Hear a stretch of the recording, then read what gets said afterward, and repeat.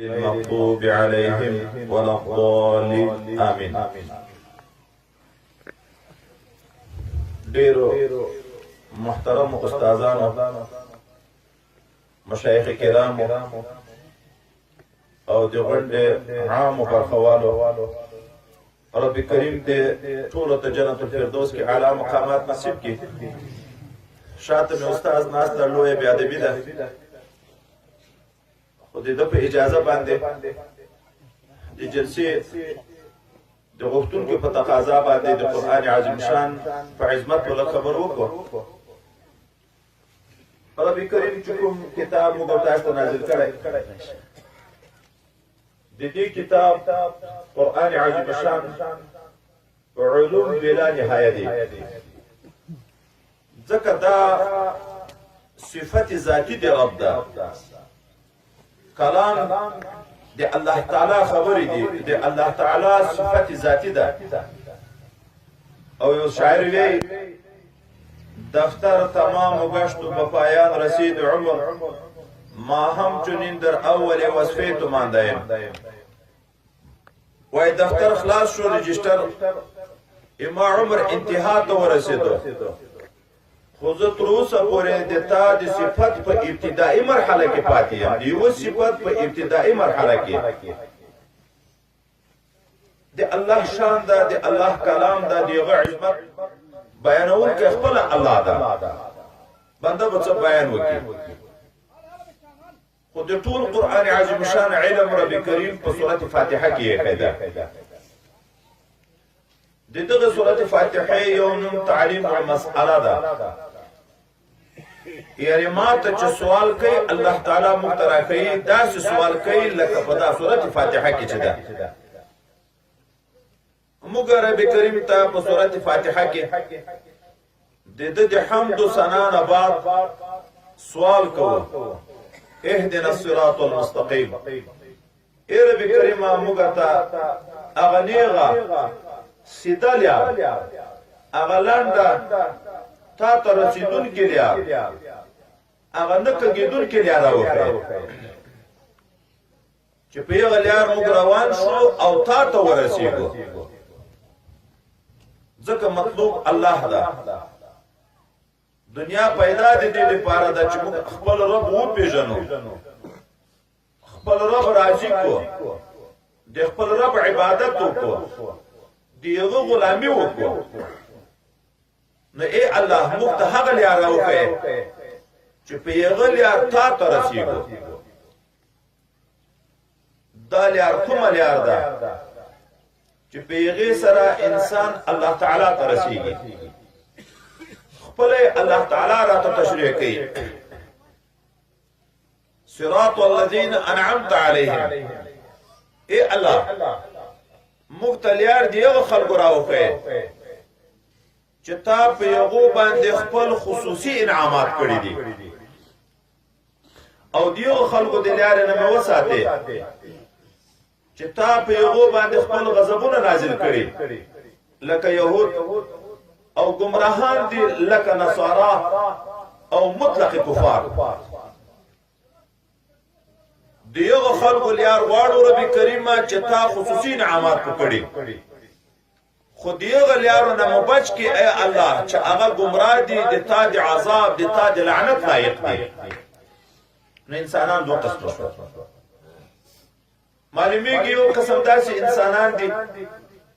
چې د هغو څوک ملګرتیا کوي، د هغو سره محبت کوي، د هغو سره تعلق ساتي، د هغو خبره مني، هغه د الله تعالی په دښمنۍ کې درېږي. ځکه دوی د الله تعالی دښمنان دي، نو چې څوک د دوی سره درېږي محبت کوي، هغه به هم د الله دښمنان ګرځي. چې راس د هغو شیطان ده، چې دغه نه تعبیر کېږي په جون د شیطان، حزب شیطان سره. ټول کفار د دغې قبیلې نه دي، ټول کفار د الله د دښمن چې شیطان ده د هغه پیروان دي. او بل طرف ته داسې انسانان دي چې هغه د الله تعالی دوستان دي. یوه ډله دښمنان شو د الله، دیغه نه موږ پناه غواړو ای ربه دیو خلقو دی لیار نمو وساتی چه تا دخمنان دی او تا دی عذاب لایق دی او دیو خلقو پلیار میں روان کی چه آغا دی تا دوستان دی او تا پیغو خصوصی انعامات کری یو عام نعمتون دی یو خاص نعمتون دی عام نعمتون دی اللہ اغا پا مطلق انسان نا بلکہ پا طول کائنات دی دا وجود ورکول دا یو نعمت عامه ده حیوانم الله پیدا ده ونم الله پیدا دي غرم الله پیدا ده چې څومره کائنات دي دا وجود ورکول یو نعمت ده دغه انعام عامه ده الله ټول باندې کړی د ارزي روح شي د خوراک بندوبست الله تعالی کړی اکه مسلمان ده که کافر ده که انسان ده که حیوان ده که مرغه ده که ارز دي دا نعم عامه دي دا دیو خلقو لیار نغواړو چې موږ مطلق نعم عامه او ته فکر وکړو هغه په کفارو باندې مشته اولاد ورکول مال ورکول قدرت ورکول دا ټول د نعم عامه او د جملې نه دي نه ای الله موږ د تا نه دیو خلقو لیار غواړو چې اتا په یو باندې خصوصي انعامات دي اغا څوک دي بل ذاك القرآن عجب شان فرمي أولئك مع الذين أنعم الله عليهم من النبيين والصديقين والشهداء والصالحين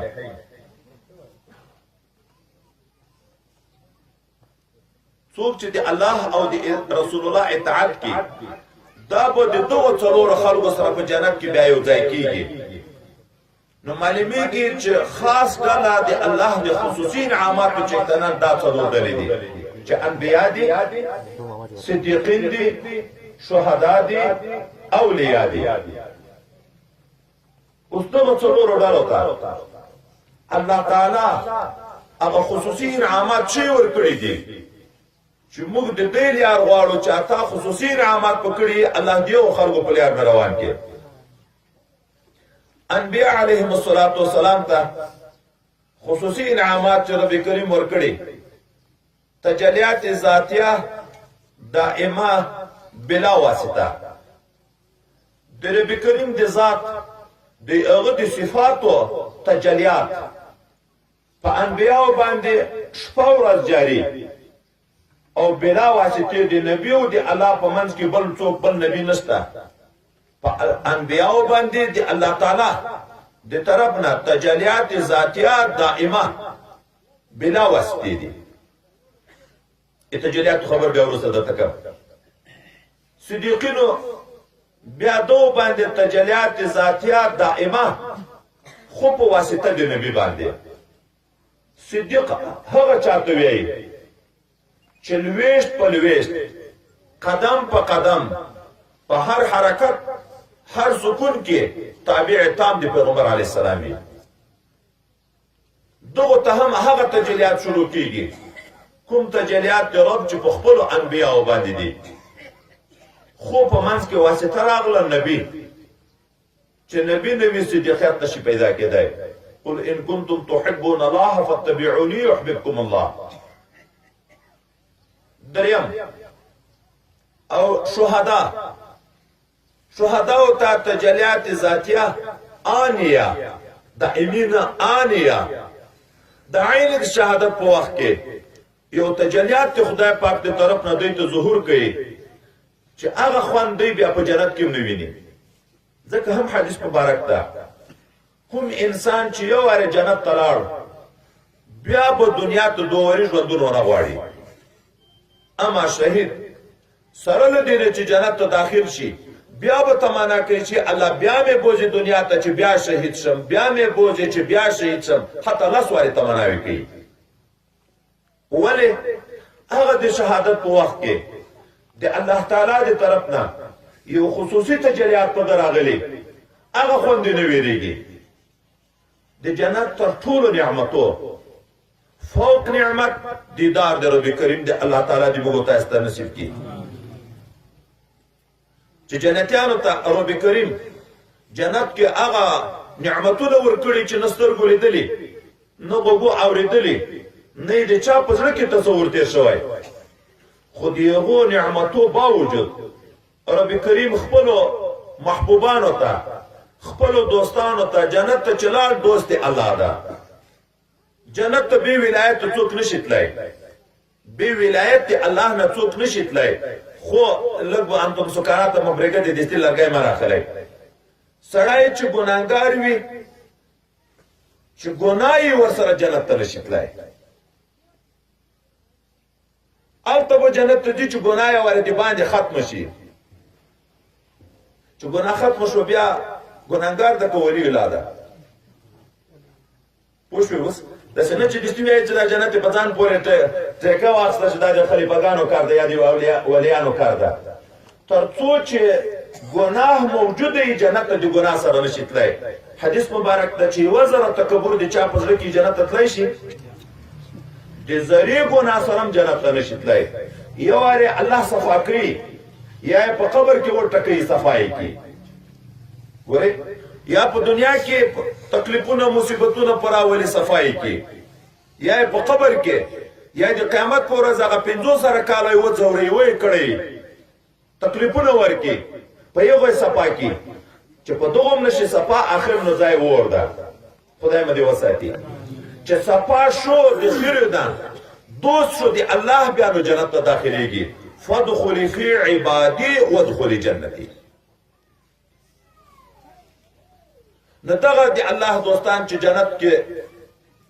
دی هغه به انتها زیاتو نعمتو خواندان دي رب کریم دغه بندگانو ته اې دې ما بندگانو نور څه درکم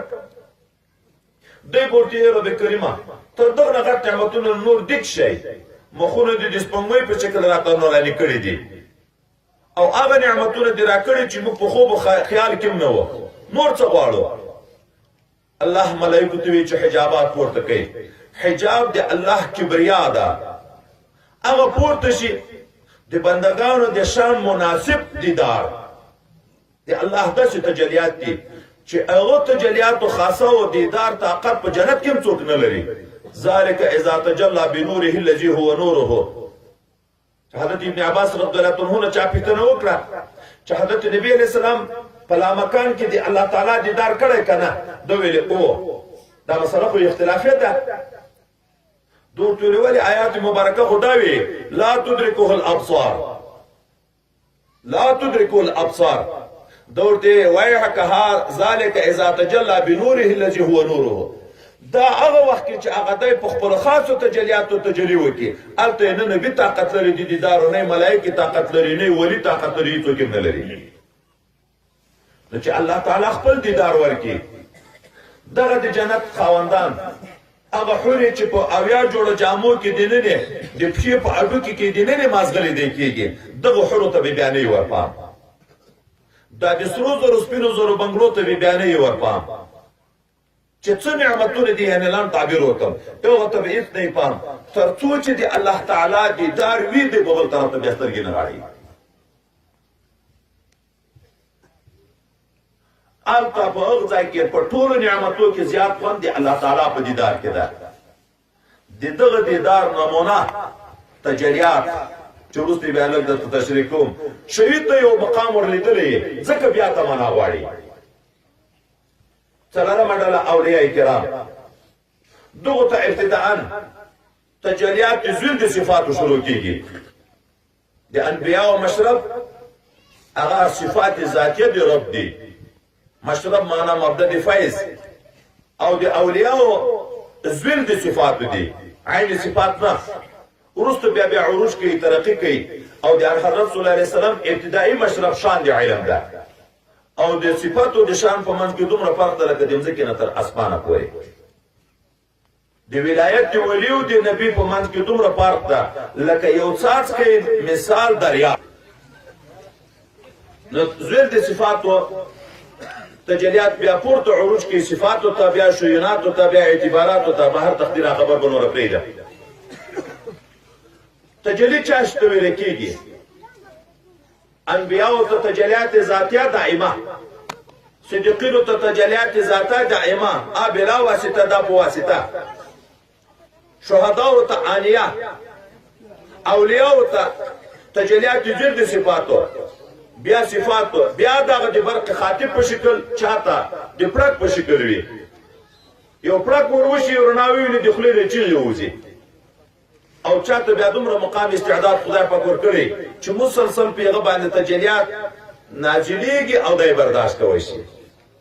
چاته دی یو طرف نه وي او چاته د شپږو جهاتو نه وي ذکر رب کریم دې رب ته مکان نشته جهات نشته لکه دیدار چې د هر طرف نه ده سما د کلام موسی علیه السلام د هر طرف نه کوله دا تجلیات هم د هر طرف نه ورته شروع وي خو چې الله تعالی کوم مقام ورکړي وغس خلیفه مبارک قدس الله سره نور الله مرقده چې تیر روزه کې دنیا نه لاړ د بعض خاصو خلیفه صاحبانو ته د شپږو جهاتو نه توجه کړه الحمدلله مفتی کړه نور په پرېږدم خبر تجلیات ظهور شی فی مرتبه ثانیه شیخ احمد عثماني صاحب تجلی ظهور د شی په مرتبه ثانیه کې المرده څلورم اسمان کې دلته په دنیا باندې په دمزه کې رڼا ولګېده موږ د دغه نوم تعبیر په لمر کوو که نه په ما لمر راغی تعبیر کوو که نه کوو په غره لمر ولګېدو حتی خو څه کوي چې شیشه ورته مخامخ شي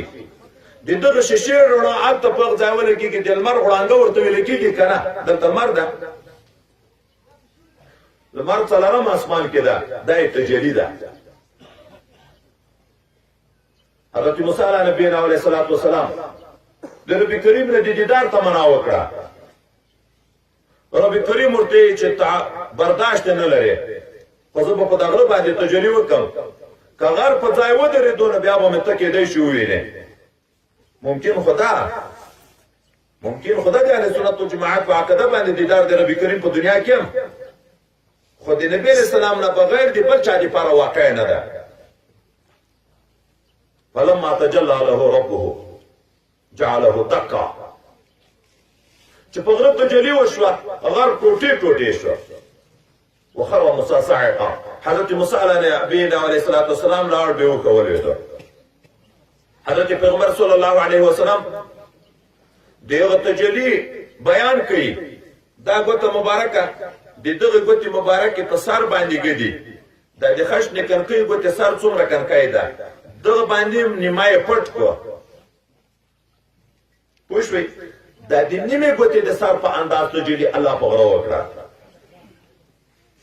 په غره ټوټې ټوټې شو اما موسی علیه السلام به وکولېدو د انسان استعداد تر اسمانم فوق ده تر غرم فوق ده تر ځمکم فوق ده ان عرضنا الامانه على السماوات والارض والجبال فابين ان يحملنها واشفقن منها وحملها الانسان ځکه هم غر ټوټې ټوټې شو خو موسی علیه السلام باندې د جذب کیفیت راغی به وخه شو جذب حق شته شیطانی هم شته دا چې ډولو ته ورځي جذبه کیږي سروزو ته جذبه کیږي او تلاوت ته نه جذبه کیږي دا چې په ځان پیږي نیو ورځي دغه ته جذب شیطانی ویل او دا چې د الله کلام بیانېږي د رسول الله خبرې بیانېږي تلاوت قرآن عظیم شان کیږي او په داسې حال کې په سړي کیفیت راشي چې په ځان نه پیږي دغه جذب حق ویل کیږي جذبه من جذبات الحق یوازې عمل ثقلین یو جذبه د حق د ټول انسانانو پیریانانو د عمل سره بیا برابر ده جذب کش کېدم ته ویل کیږي الله څو وروینه ځان ته کش کوي دا جذب معنا ده الله تعالی ځان ته کش کوي عاشقي په ځان باندې د دغه وجنه اکثره مرزوبین طریقه توزیفی نه پرېږدي خوند لیدلې وي یو نور احساس کړی وي نو دا حضرت رب کریم مکتا تعلیم المسئله راته کوي او یا چې ماته چې سوال کوي نو د دغه څلورو خلکو لپاره غواړه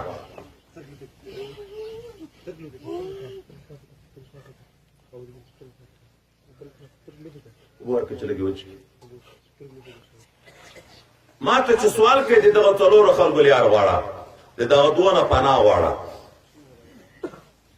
تفسیر کبیر تفسیر عزیزی تفسیر یعقوب چرخی هغه وی دغه آیات نه ثبوت طریقت کیږي الله مختوی ما ته سوال کو دغه څلور خلکو لیار غواړه د څلور لیار غوښتل څه معنا ده نبی چې څه درته وی پیغه عمل کو رفتار کو کنه غواړي د ځان لپاره صدیق چې په کوم لیار روان د پیغه رفتار کو چې غواړي د ځان لپاره شهید چې په کوم لیار لاړ پیغه رفتار کو ولی چې په کوم لیار روان د پیغه رفتار کو رفتار په څه وخت کېږي وای چې بیعت وسره وکړي اول د طریقت ثبوت دغه آیت مبارکه د سورۃ فاتحه نه تفسیر کبیر مې چکیږي تفسیر عزیزی مې کېږي تفسیر یعقوب چرخی مې چکیږي نور خو ما علم کاسر د نور کتابونو باندې دي کتلې اوس موږ شواروز کې 2 رکعات لمونځ کوو فرض او سنت او واجب په هر رکعت کې الله تعالی ډاکو خالی رکعاتو دوړه کې سورۃ فاتحه ویل کېږي الله تعالی ته سوال کوي چې الله دې دغه څلور خلکو په لار روان کړي خو دغه څلور خلکو په لار روانه کې التراجي چې د څلور خلکو په لار علم حاصل کړي اوس به علم ترسه د نبی په لار چې دي د صدیق په لار چې دي د شهید په لار چې دي د ولی په لار چې دي الته چې د لارې خود ته معلوم وي سالک وی چې شمع از پای علم باید دودا کې به علم نه توان خدا را شناخت د شمع په شکل باید سره د علم د حاصلولو د پارځان ویلي کې ویلي شمع چې اورور کې هغه مومبتي څوک ته څوک شمع هغه ویلي کېږي رڼا کوي د علم د حصول د پاره باید سره ځان ویلي کې حضرت موسی علیه نبی علیه السلام ته رب کریم وی علم په مسافری او په لوګه حاصلېږي خلک په کور کې په راحت په مړه خټه غواړي په راحت کې علم نه حاصلېږي دا چې امام بخاری احوال ګورو چې هغه په 14 کال کې ترکاری نه ده خوړلې یو په ورځ کې په یو بادام گزاره کړې ده هغه په شپه کې د 15 سنت تر شلو وارو پورې جګېدو احادیث په ورته رول چې رانه یاد انویر نشي ای 15 سنت تر شلو وارو پورې په ارش پکې جګېګا راحت شته دی بدن هغه مسکنت کې چې مرګري وی چې وخت کې دیو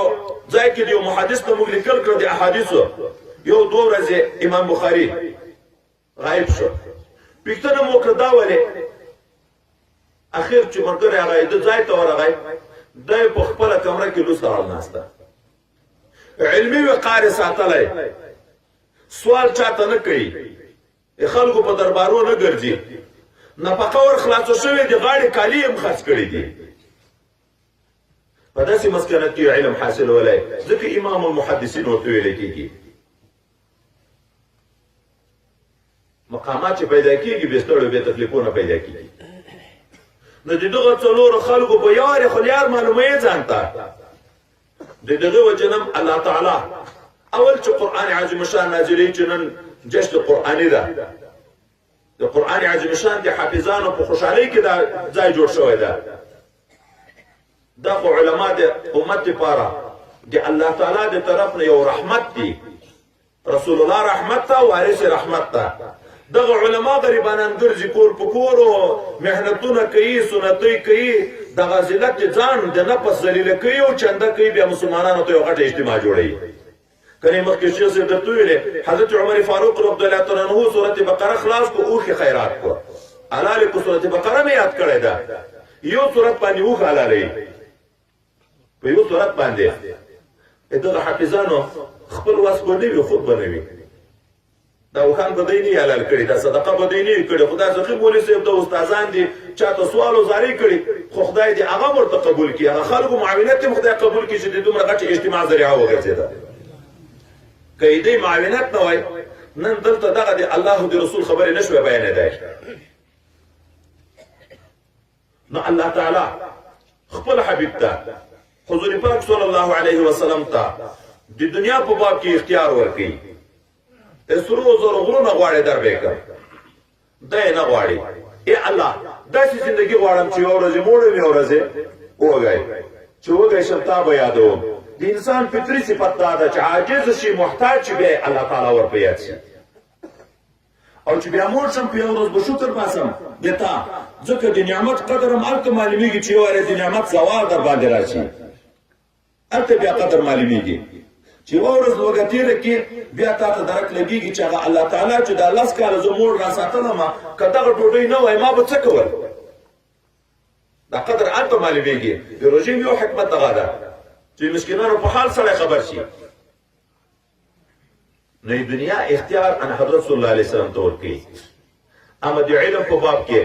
رب کریم ته حکم کوي قل رب زدنی علما ما ته دا سوال کوي چې العلم نورم راجعت کوي انا عن حضرت صلی الله علیه وسلم چې د علم الاولین والآخرین خدای پاک ورکړی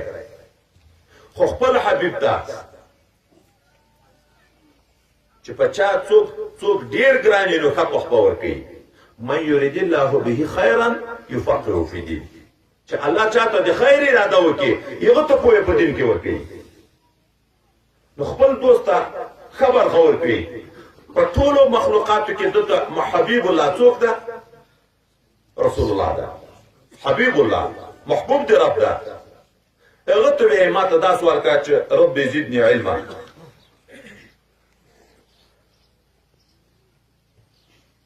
دنیا دته وی غواړي کینه غواړي اما علم کې وی سوال براته کې موږ علم ته ځان محتاج نه بولو ګورې چې الله تعالی دستور ده چې ته څه غواړې به الله درکوي الیس للانسان الا ما سعى دی به سعی کوي الله تعالی ورکوي فاذكروني اذكركم تم یادوا بیا به زه یادوم او مختار حضرت صلی الله علیه وسلم تخلق باخلاق الله دی الله تعالی صفات په ځان کې راولي ځکه بنده خلیفہ دی الله ده مظهر دی صفات دی رب ده خلق الادم على صورته دغه دا نور بلاوی نور مناوی تر اخري الله تعالی آدم علیه السلام پیدا کو على صورته اشو تخلین رانو ته دته بچوي یا مته د سینې چې څوک بیا چې واخلي اې یو معنا ده چې آدم علیه السلام باندې دا اطوار چې په نورو مخلوقاتو تیریږي انسانانو هغه نه تیر شوی دی اوله نه دا کامل وجود ورکو علی صورت چې دا څومره باډې د په دغه شکل پیدا کړ نور خو څلويش په دې مور په رحم کې نطفه وي بیا وینه تر جوړیږي بیا غوښه تر جوړیږي بیا اډوکه تر جوړیږي بیا جنین وی بیا ورسته راوځي رضیع شي بیا فاطم شي بیا صبي شي او بیا ورسته شاب شي بیا شیخ شي سپینګره کیږي آدم علیه السلام اولا خدای په کامل وجود پیدا کړ یو معنی دا ده نو زمير راجع د آدم علیه السلام تعالی صورته آدم علیه السلام له پیدا کو په صورت آدم علیه السلام او یا دوه معنی چې زمير الله تعالی ته راجع شي الله پیدا کو آدم علیه السلام علی صورته په خپل صورت نه مراد صورت د صفات ده حیات علم قدرت سمع بصر اراده کلام صفات ذاتی د رب دي کنه دي ټول باندې تور کړي کنه دي ور کړی الله په خپل صفاتو ده پیدا کړی ده مظهر د صفاتو د رب ده متخلق باخلاق الله یم په پښتنو کې یو متل ده وای مور بچی ته الته ور کړی چې بچي وځي الله مخ حکم کوي فاسالوا اهل الذكر ان كنتم لا تعلمون چې نه پیګ ورش معنی تاسو سوال وکړه عاجزي وکړه ځان ورته محتاج کا چې مولوی صاحب دا خبر څنګه ده نن ځکه موږ پسمانده یو د علم د نگاهه چې د نفس مدیره لوی ده حتی موږ د علماء ته نشو کولای مخکې علماء پس له فراغت نه بیا مرحله د طالب بیا ته کولای علم حاصل کړي بیا خبر شو چې په پلان کې ځای کې یو لوی عالم ده بیا به ورتلو سره لدینه دغه حدیث مبارک په خپل ویلې و دی استاد نزده به و خو د علوم سند لپاره د استاد د ځان رسو یو میاشت په مزل بچکړي چې په کتاب په نه شو استاد د ورتلو مطالعه کې ځانې دروغ بیا طالب ته نه ویلې دا کتاب په دغه ځای سره نشو خلاص په مسله کې مې په دغه مسله سره نشو خلاص د خېټه د مفتي نه جوړېدو مخبل به محنت کو کتاب کو چې سر به نه شو خلاص بیا بدرس سپینګیر استادانو ته ورتله دیغونه بیا پښتنه کړه نو علم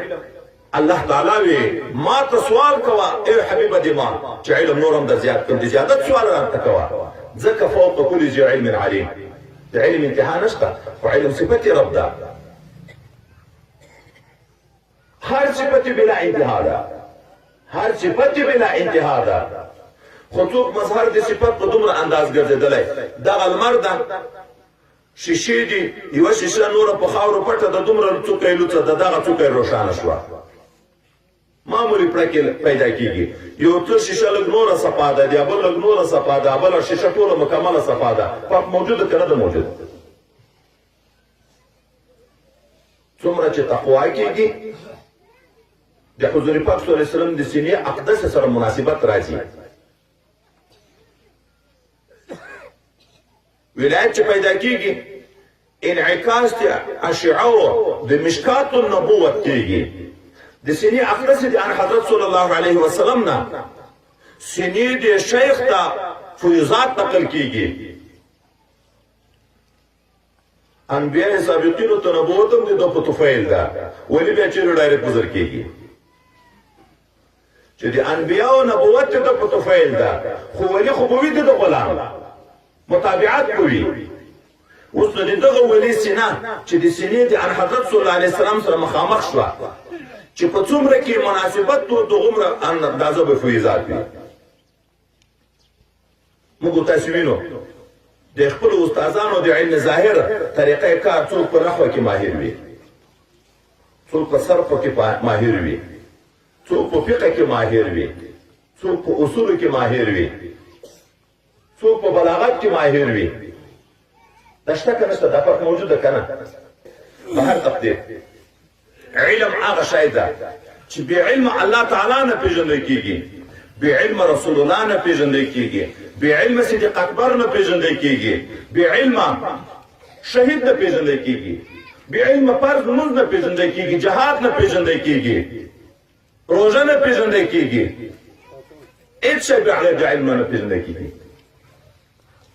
ځان نه پېژندل کېږي دا نن سبا خلکو نه ځان ورک ده داسې خلک شته که نه چې د الله تعالی د وجود نه انکار کوي دهرین دي دا په ځان نه دي خبر زه چا پیدا یم خو په ځان علم نه لري که نه په ځان علم نه لري نو چې من لم یعرف نفسه لم یعرف ربه چې ځان ونه پېژني چې زه بنده یم نو الله به څه وپېژني چې هغه د ما معبود هغه مې چښتن ده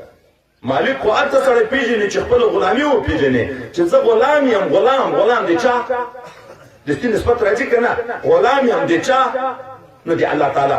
ځان به یو وارې پېژني چې زه غلام یم بیا به خپل خالق و مالک پېژني چې هغه د ما آقا ده حضرت مجدد الفسانی رحمه الله هغه وایي شریعت ضامن د سعادت دنیوي او اخروي ده یعنی د نیکبختي چې په شریعت باندې څوک لاس پورې کړي په دنیا کې به هم نیکبخت وي په آخرت کې هم خو شریعت د درې شیانو نه عبارت ده علم عمل اخلاص چې دا درې پیدا شو بیا انسان هلته حق ته واصل ګرځي کمال هلته پیدا کېږي ابتداء علم ده نو رسول الله ته چې اول وحی نازلېږي بیرته دغه ځای ته راځم جسم قرآني ده الله تعالی ورته حکم کوي اقرا باسم ربك الذي خلق اقرا ورته حکم کوي اول د زده کړې حکم کوي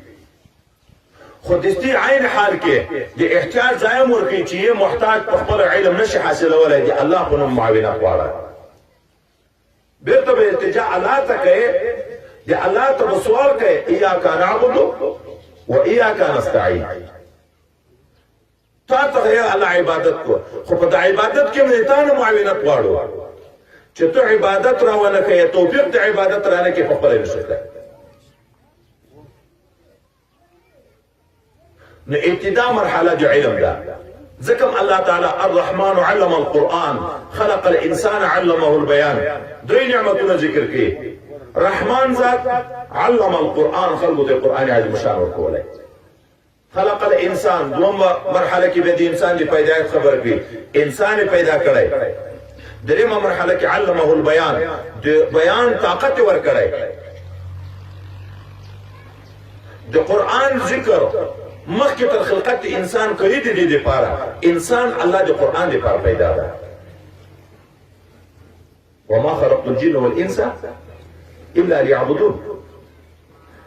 انسان پیدا مې نه پیدا د خپل معرفت لپاره د خپل عبادت لپاره مې پیدا ده. عبادت په قرآن نه زده کیږي چې الله امر نه وي اقیم الصلاة موږ د کومه خبره پیژنده. کتب علیکم الصیام چې نه وای موږ روزه په څه شي پیژنده. لله علی الناس حج البیت چې نه وای موږ حج په څه شي باندې پیژندو. او اتو زکات چې نه وای موږ زکات په څه شي باندې پیژندو.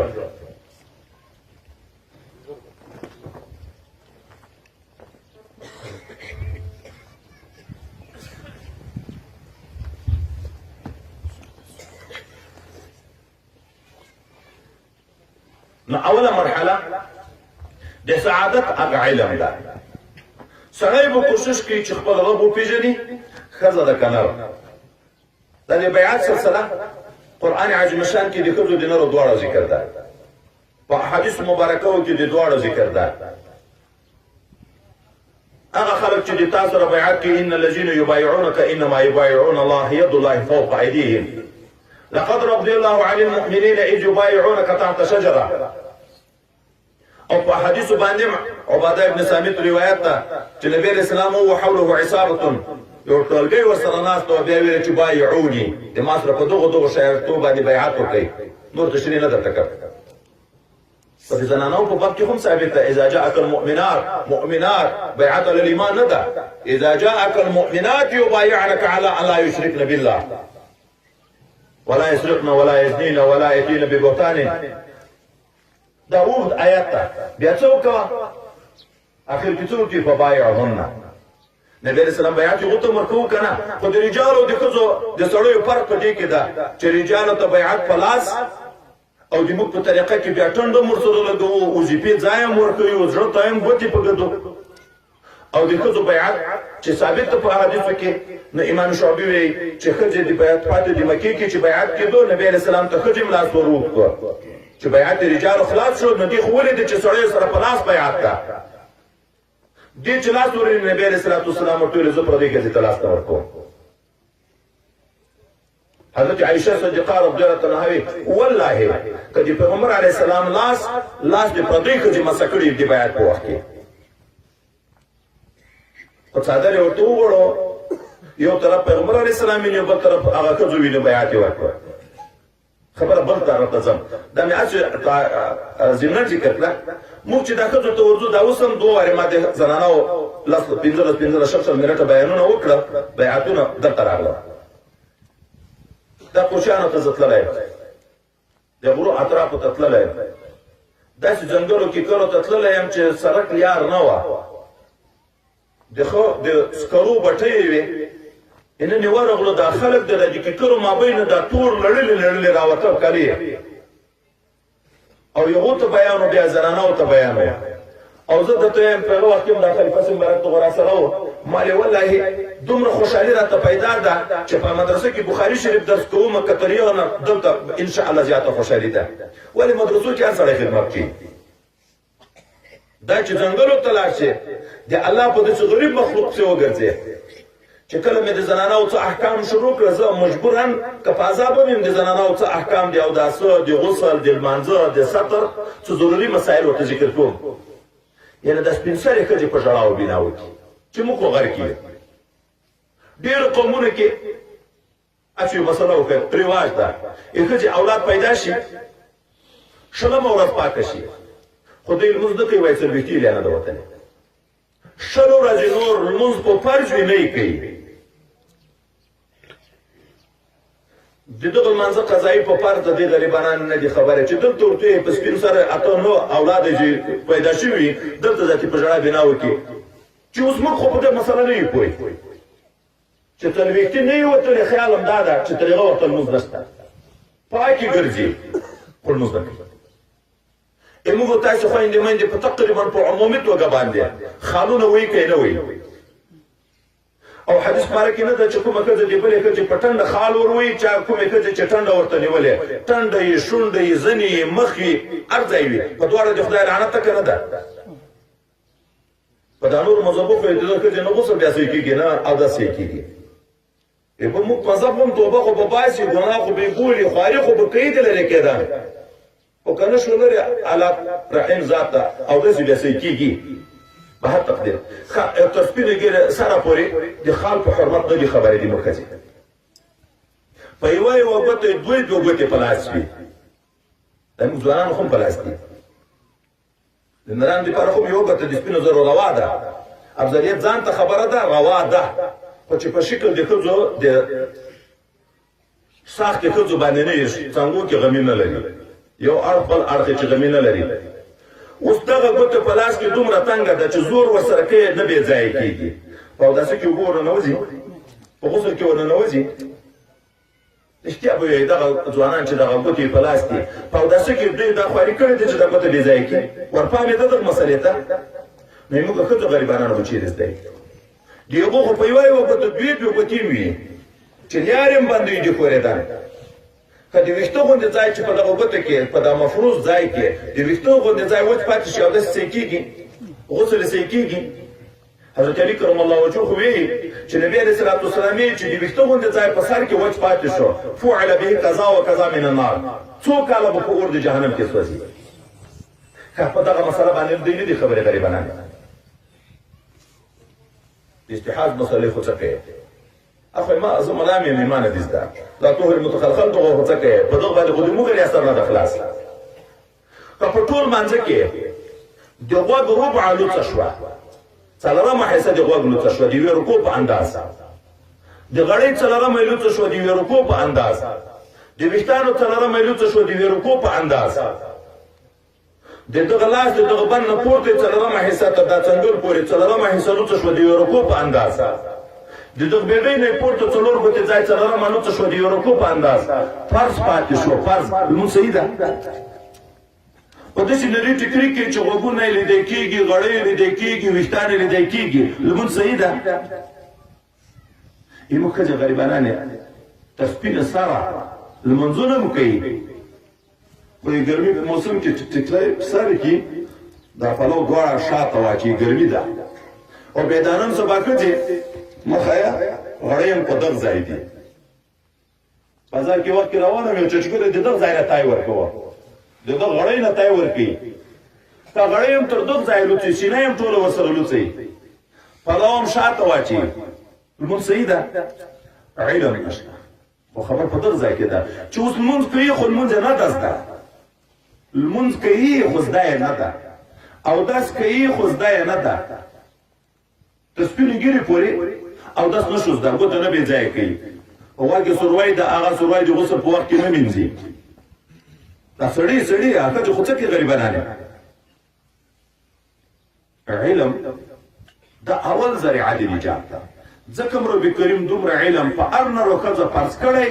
چې عبادات په موافق د شریعت سره ادا کړي معاملات چې څوک د معاملاتو خاوند وي چې معاملات د شریعت سره موافق وي چې څوک د تجارت کاروبار کوي علم د تجارت په فرض ده که نه حضرت سیدنا عمر فاروق رضی الله عنه په دور کې د اطرافو نه ناپوه خلک راوړه بازار کې سودا کوي د منې کړي چې موږ په بازار کې به سودا نه کوي علم د اصولو د تجارت نشته درته د خلک په سود لګیا کوي په بیې پیسې دی لګیا کوي په بازارو کې به پسې ګرځېده چې چا به بیه د معلم یقبض وکړه ویل یې که نه ویل شی به یې واخیست ټول کړي به یې نه و ځان ته به یې تسلیم کړي نه و د دغه ځای نه به یې نقل کړي نه و چې خرڅول به یې په دغه ویل که نه ویل خو ذمهواري ده د اسلامي حکومت نو تجارت به هم زده کوې نکاح به هم زده کوې نکاح صرف خواهشات دي که شریع حدود لري په دغه نکاحو کې دا نن سبا دور کې شاید دلته د ډېرو کې پوه خلک دي د فتوا په شکل زه نه وایم زه په فتوا کې امي محض یم د افتا کورس معنا ده کړی فقهي کتابونه معنا دي کتلي دلته فقهي مجلسونه موجود دي خو زه سوال کوم د فقهاو او علماو ته زه پوښتنه ترکم د پوښتنې په شکل وایم دا چې زوم ودرئ ناوې ورسره ودرئ ځوانان هم ورسره یي پیغلې هم په دغه ځای کې موجودې وي عکسونه هم تر اخیستی کېږي دا په کوم یو سماوي دین کې شته نن سبا دا زموږ په ودو کې رواج دی که نه دا اول بنیاد د کامیابۍ علم ده داسې شی نشته چې په بې علمه حاصلېږي د خپلې ښځې سره جماع چې علم نه وي د حیض د حال او د بغیر د حیض د حال تفریقات چې هغه د حیض په حال کې د خپلې ښځې سره جماع حرام قطعي ده مستحیل کافر ده په قرآن ثابته ده که نه حرمت یې ښه دغه خپله ښځه ده د حلال او د حرامو طریقه نه ده ورته معلومه د حیض په حال کې چې هغې ته عذر پېښ شي په میاشت کې په هغه وخت کې جماع کول ورسره حرام دي دا یې خپله ښځه بولي خو خپله ښځه مې ده دا معنا ده روا او ناروا یې په خپله ښځه کې شوي د نکاح معاملې په علم موقوف د تجارت معاملې په علم موقوف د زمینداری معاملې په علم موقوف عبادات په علم موقوف معرفت الهی په علم موقوف ځکه اول فرض علم ده نفقه حلاله فرض ده خو فرضون بعد فرضین اول په علم وي دا موږ پښتنو دا خبره خزده کړې ده نفقه د عیال فرض ده دا فرض چې نه پوره کېږي د 10 کروڑو چښتن چې نفقه د عیال فرض ده شکر د ناروا خو نه یې لګیا خو په کاروبار لګیا یو دا کاروبار چې علم نه وي عبادت د نه زده کاروبار روا ده دا رواتوب خو د دغه نه بعد ده چې فرجي علوم خو به دې حاصل کړي وي او ایماني امور فرجعین دي که فرج کفایي فرجعین خو به دې حاصل کړي آمنت بالله وملائكته وكتبه ورسله واليوم الآخر والقدر خيره وشره من الله تعالى والبعث بعد الموت دي موږ د اکثرو مسلمانانو نه پوښتنه وکړه د آمنت بالله الفاظ قدر زده دي بیا چې په کوم شي ایمان تفصیلي وي خو په هغه ایمان تفصیلي فرض ده چې په کوم کې اجمالي وي په هغه باندې ایمان اجمالي فرض ده یو لکه څلور زره انبیا دي اسی یو مثال درکم په یو لکه څلور کم زیات انبیاو کې چې ایچا نمونه په قرآن کې ذکر دي په هغه خو ایمان تفصیلي فرض ده خو موږ د خپل پیغمبر نمونه هم د اکثره مسلمانانو نه پوښتنه وکړه چې مسلمان یم امت د چا دی پیغمبر علیه السلام یا د رسول علیه السلام نوم یې نه ده زده پیغمبر علیه السلام یا رسول علیه السلام نور نوم نه ده چې نوم یې شی ده لا عقل هغه قدر دومره د موږ ایمان ده هغه نوم یې د خپل پیغمبر نه ده زده دا اوس کراچۍ ته تللی یو مدرسې والا ویلې وایي سپین سرې ښځې او یا ښځې موږ دا د محلې راټولې کړې پوښتنه م تر کوله په اویاو ښځو کې د څلورو ښځو کلمه زده وه د شپږ شپېتو ښځو والله که وایي قسم یې وخوړ والله که وایي کلمه یې زده وه دا خو د مسلمانو خویندې میندې دي او هغه ښځې چې وایي د شپېتو اویاو کلو په مابین کې وي که کلمه الفاظ قدر نه زده کلمه یې نه زده مسلمان ده موږ دلته طالبان اوریدلي مو لیدلي خو نه دي وایي د مریانو ته څوک تللی و بیا یې ویل چې موږ مسلمان یو هغه کوزه باندې به نیکه اودس کړی نور د په لمونځو په اودس نه دي خبر خو هغه کوزه یې ایښې ده د نیکه په نشان مسلمان یو په هغه کوزه مو نیکه اودس کړی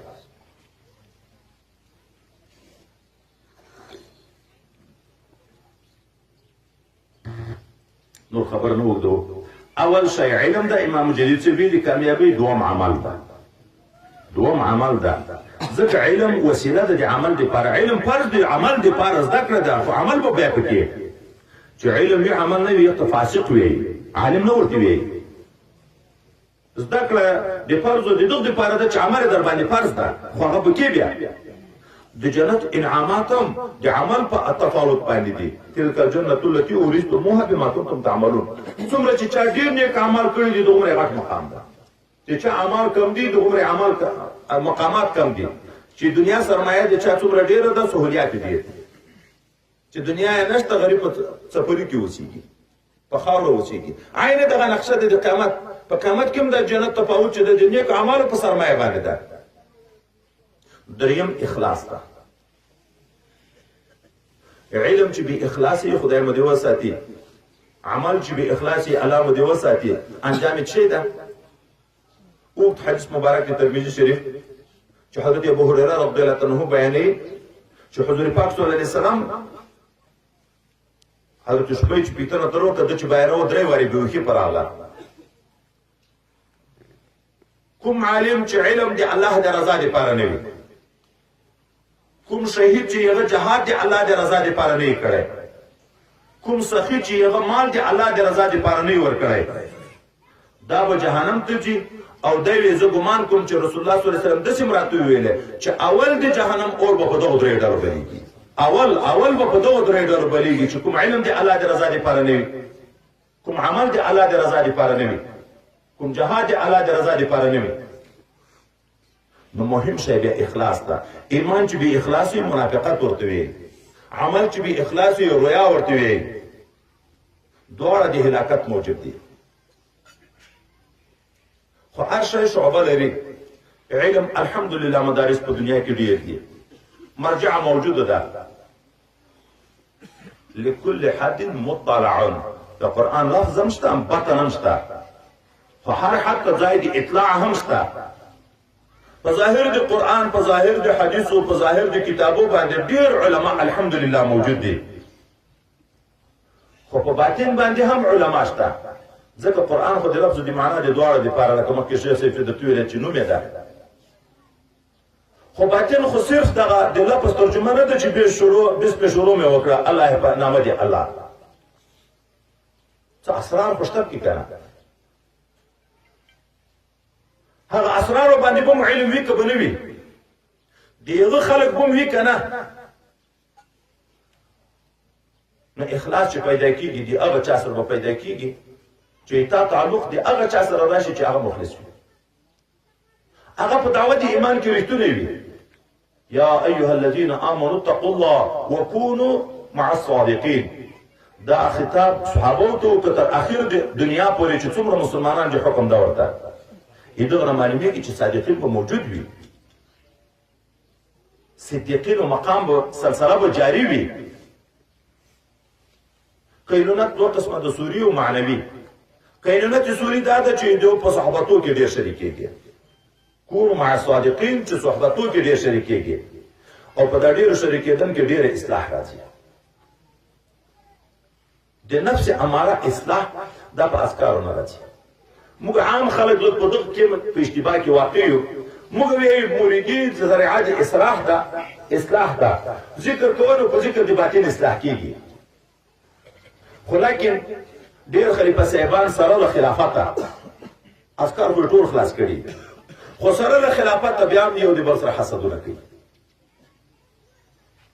سره له خلافته بیا هم حب د جاه او د مال په غالب وي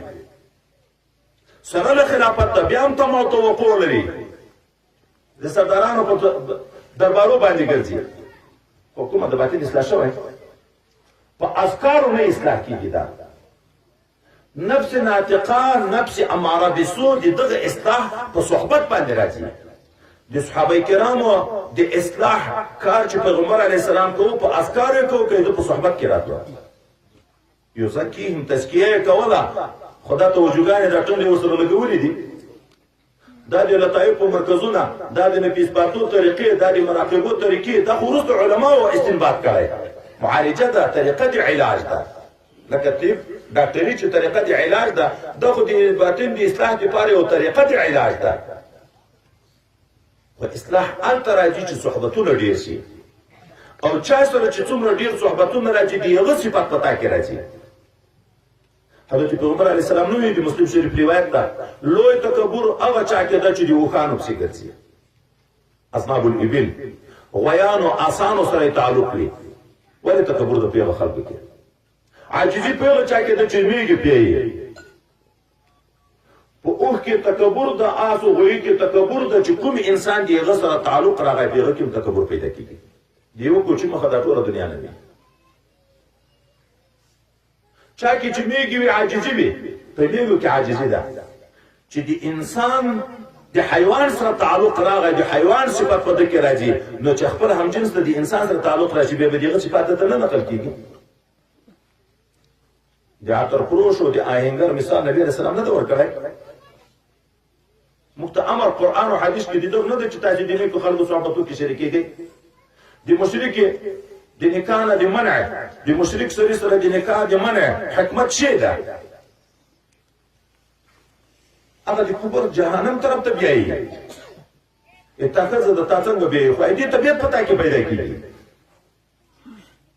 الزاني لا ينكح الا زانيه، الزانيه لا ينكح الا زاني. طبیعت وای دا د دې سره جوړي چې چا سره صحبت و دیغه اثر پتا کې پیدا کیږي. حضرت پیغمبر صلی الله علیه وسلم حضرت جبرائیل علیه السلام چې په مخکنی انبیاو کې ډیر نه ډیر صحبت او تعلق دیغه راغله د موسی علیه السلام سره 400 واری ملاقات شوی. اما د پیغمبر علیه السلام سره د جبرائیل علیه السلام 400 واری ملاقات راغله، خو دیغه باوجود بیا ورته ډیر واری نه راځي. نو د چا د اوښ سره طبیعت راغی، هغه طبیعت په سړي کې پیدا کیږي. د سپي د ساتلو نه منع شوی ده په شریعت کې. نبی علیه السلام د قتل حکم وکړو، بیا هغه ووت بحث ته، ولې منع شوی ده؟ په هغه کې حضرت دمیري حضرت شاه ولی الله صاحب چې کوم باطني خباثتونه ذکر کوي، د سپي په طبیعت کې دا ده چې تر تازه غوښې هغه مرداره بویونه غوښه درته ډېر خوند ورکوي، د پاک شي نه ناپاکه ډېر خوند ورکوي. د ده طبیعت کې دا د الله ولعب کوي یا قهر و غضب وي، منډې وهي ساعتونه سره تېري یا خشکې و جنجالونه دي، جنګونه کوي. نو چې څوک د سپي سره اوسېږي په هغه کې به هم دغه طبیعت راځي، حرام خوري به پکې راځي، طبیعت به یې دغه ګرځي. الله ولعب به کوي، ټوله ورځ عبادت به تر پاتې وي، یا به د هر مسلمان سره جنګونه کوي. د سپي سره په اشنایي کې د سپي صفت پیدا کیږي، د غوایي سره په اشنایي کې د غوایي صفت پیدا کیږي، د میږي سره په اشنایي کې د میږي صفت پیدا کیږي. خو مولوي صاحب ته نه ورځه، موږ ته حکم دا ده چې د نیکو خلکو سره کښېنئ، ورځئ، تعلق ساتئ، صحبت کوئ. نو چې چا کې تواضع وي، د هغه سره د اشنایي شو په تا کې به تواضع راځي. د تصوف غایه او غرض دا ده چې اخلاق رذیله لرې کول، اخلاق حمیده په ځان کې پیدا کول. ما خپل خلیفه صاحب مبارک نه اورېدلي چې بل چا څه خبر ورته وکړه، دوی ټول ګرځېده، زه لکه دا جاسوس په دا خلیفه صاحبانو چې په پټ ډېر ګرځېدم، دا خبرې مې اورېدې ډېرې، او الحمدلله هغه د نصیحت ذریعه وه، تر اوسه مې یاد ساتلې د ویرو مې نه. د لنډ ورته ویلې وایي په ما صفت او غیبت برابر دي، که څوک مې صفت کړي که مې غیبت کړي، زه به دا خبر خامخا کړم. ټوله دنیا چې ما صفت وکړي چې ما عمل د الله د رضا دپاره نه وي، دا د ټولې دنیا صفت ما ته د میاشتې د وظف په اندازه ګټه راکوی شي. چې ټوله دنیا غیبت وکړي او د ما عمل الله ته قبول وي، دا د ټولې دنیا غیبت ما ته د میاشتې د وظف په اندازه تاوان راکوی شي. دا موږ په ریا ولې لګیا یو؟ موږ خو لګیا دي دغو جنۍ، موږ خیال دا ده چې دا به زموږ عزت وي. من یرائي یرائي الله به، من یرائي یرائي الله به. خو ډېرې ترجمې دي، دوی معنا به درته وکړم. یوه معنا دا ده څوک چې په دنیا کې نیک عمل د دې دپاره کوي چې خلک مې په نیک صفت وپېژني، صفتونه مې کړي، تسمع دغه غرض دپاره کړي، الله به دغه عوض ورکړي په دنیا کې. مشهور به شي مولوي صاحب، حاجي صاحب، خلیفه صاحب، پلانکی صاحب، مجاهد صاحب، خلک ورته وایي، خو خدای پاک هم دې وساتي په قیامت کې به دومره زره ثواب د عمل نه وي. عمل د چیز دپاره خو د آخرت دپاره سرمایه ده. ولتنظر نفس ما قدمت لغد. که د نن ورځې خوراکه ده، نن ورځې خوراکه خو مړۍ خورو، د عبادت خو سرمایه د آخرت دپاره ده. الله راته وایي د آخرت سرمایه دې څه شی کړې دی، هغه کې وګوره. چې عمل لاړ په برباد شو، په ریا په دنیا کې، آخرت کې سرمایه نشته. نو بیا دومره معنا دا ده چې د عقبا په حال ښکاره کېږي. چا چې په دنیا کې خپل ځان ښه خلکو ته ورمعرفي کوه، الله به په دنیا کې یوم تبلی السرائر، پټ رازونه راوچېږي. په دنیا کې باید ریاکاري خلکو ته وروپېژني. دا هغه ریاکار خدای هم دې وساتي، عالم یا مجاهد یا سخي یا صوفي یا فلان و، چې هغه خلکو ته ځان نیک نیک ورکوو، د ما رضا یې د الله تعالی به وکړي چې د ما رضا یې مطلوب نه وه. په ټول عالم کې به وشرموي. دلته بې صفت څو کسان کوي، یو محدود علاقه. هلته به په ټول مخلوق کې د الله په حضور کې خدای به دې وساتي شرمنده وي.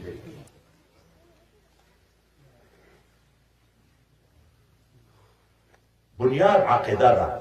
بنیاد عقیده ده. په یوه چا سره تعلق جوړ کړه چې د هغه کار دې زړه سره ده.